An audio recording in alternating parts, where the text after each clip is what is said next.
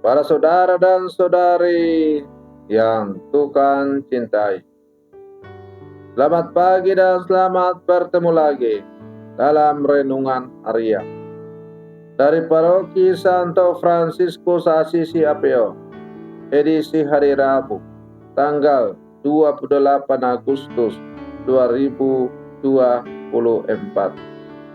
Hari ini, Gereja Semesta memperingati peringatan wajib Santo Agustinus, Uskup dan Pujangga Gereja. Mengawali hari yang baru ini, kita hendak mendengar dan merenungkan sabda Tuhan. Marilah sebelum kita mendengar dan merenungkan sabda Tuhan, kita berdoa. Dalam nama Bapa dan Putra dan Roh Kudus. Amin. Allah Bapa sumber kebenaran, Engkau telah memenuhi Santo Agustinus, uskupmu, dengan roh kebijaksanaan dan pengetahuan. Bantulah dan penuhilah gerejamu dengan roh yang sama, agar kami selalu haus akan Dikau, satu-satunya sumber kebijaksanaan sejati, dan mencari Dikau, pemberi cinta ilahi yang sejati. Bersabdalah ya Tuhan, kami siap mendengarkan. Semoga sabdamu yang hendak kami dengar dan kami renungkan semakin menjiwai seluruh kehidupan kami dalam perjalanan kami di dunia ini menuju kepadamu. Terpujilah Engkau Bapa, Putra dan Roh Kudus, kini dan sepanjang segala masa. Amin. Para saudara dan saudari yang Tuhan cintai, sabda Tuhan yang hendak kita dengar dan kita renungkan untuk mengawali hari yang baru ini diambil dari Injil Matius pasal 23 ayat 27 sampai 32. Tuhan bersamamu. Inilah Injil suci menurut Matius. Pada waktu itu Yesus bersabda, "Celakalah kalian hai ahli-ahli Taurat dan orang-orang Farisi, hai kalian orang-orang munafik, sebab kalian itu seperti kuburan yang dilabur putih. Sebelah luarnya memang tampak bersih, tetapi sebelah dalamnya penuh tulang belulang dan berbagai jenis kotoran. Demikian pula kalian, dari sebelah luar tampaknya benar, tetapi sebelah dalam penuh kemunafikan dan kedurjanaan. Celakalah kalian, hai ahli-ahli Taurat dan orang-orang Farisi, hai kalian orang-orang munafik, kalian membangun makam bagi nabi-nabi dan memperintah tugu peringatan bagi orang-orang saleh. Dan sementara itu kalian berkata, seandainya kami hidup pada zaman nenek moyang kita, tentulah kami tidak ikut membunuh para nabi. Tetapi dengan demikian kalian bersaksi melawan dirimu sendiri bahwa kalian keturunan pembunuh nabi-nabi itu. Jadi penuhilah takaran pada leluhurmu." Demikianlah sabda Tuhan.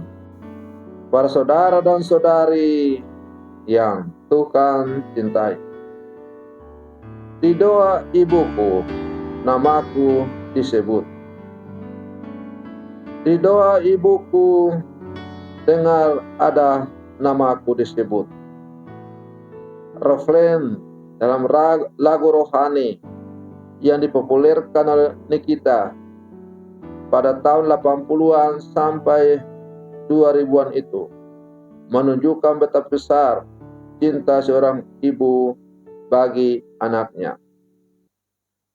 Cinta itu mengatasi relasi cinta manusiawi yang teruntai dalam bentuk doa. Doa pada akhirnya sanggup mengubah kegelapan manusiawi menjadi cahaya keilahian. Para saudara dan saudari yang Tuhan cintai, hari ini gereja merayakan peringatan wajib Santo Agustinus, uskup dan pujangga gereja, yang juga dikenal sebagai seorang ahli filsafat dan teologi termasuk. Tulisan-tulisannya menjadi sumber penting dari pengetahuan rohani. Banyak orang mengalami pertobatan karena khotbah dan kebenaran iman Kristiani yang diuraikannya.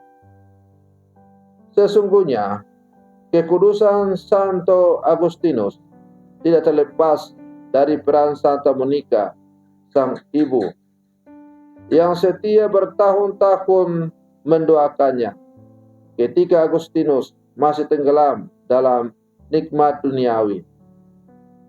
Nasihat dan berbagai upaya ibunya dalam menanamkan benih iman Kristiani serta semangat doa yang tak pernah padam, akhirnya membawa Santo Agustinus pada pertobatan dan kekudusan.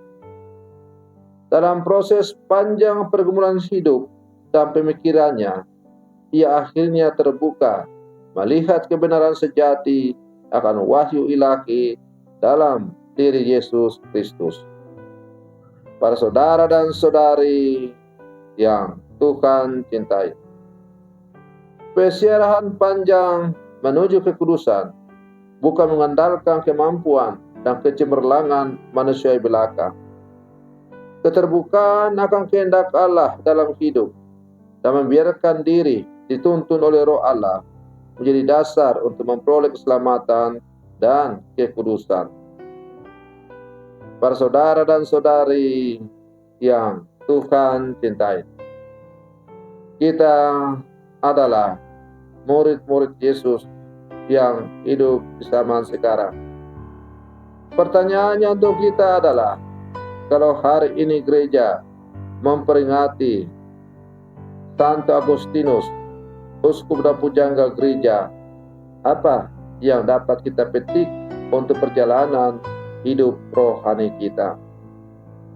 Agustinus pada mudanya hidup dalam kegelimangan dosa duniawi.